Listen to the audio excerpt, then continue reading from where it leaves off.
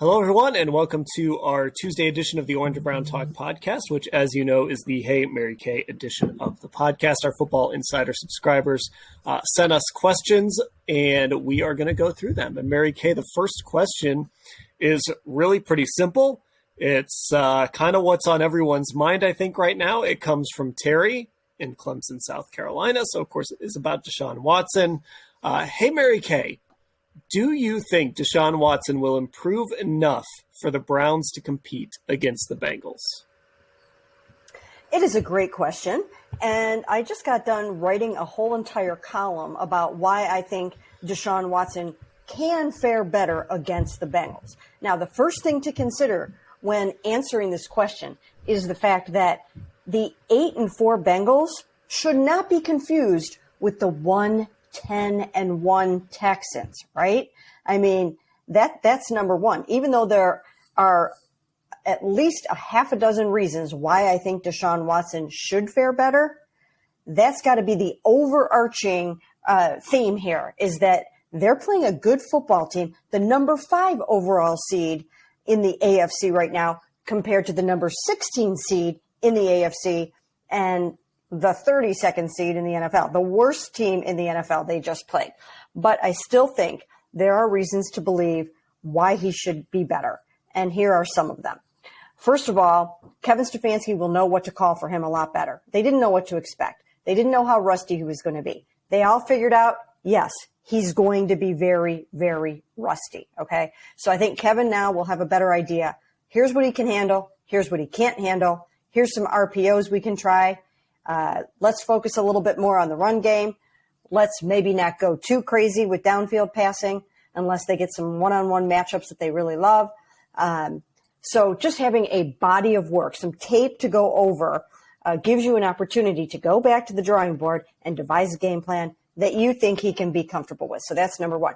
David Njoku should be back this game. I think that's going to be tremendous. David Njoku helps not only in the passing game, but he helps out in the blocking game, pass protection, run blocking, you name it.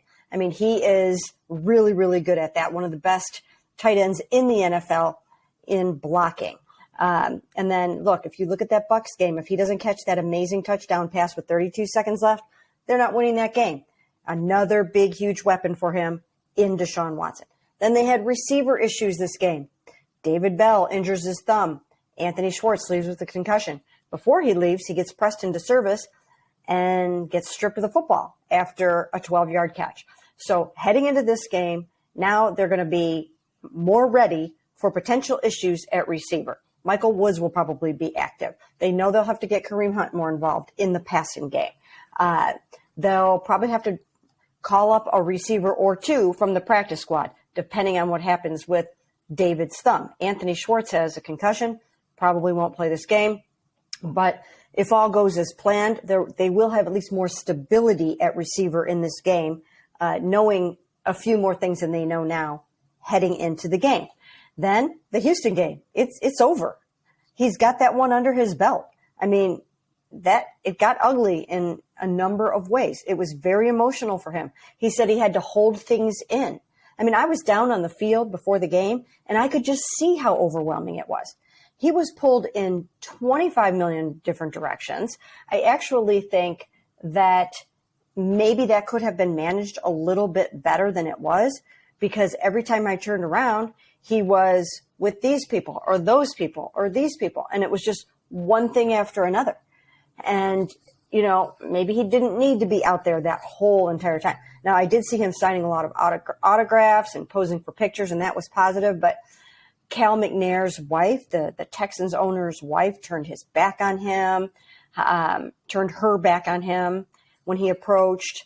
Accusers were there. There were signs there. So that was just a big emotional undertaking in Houston.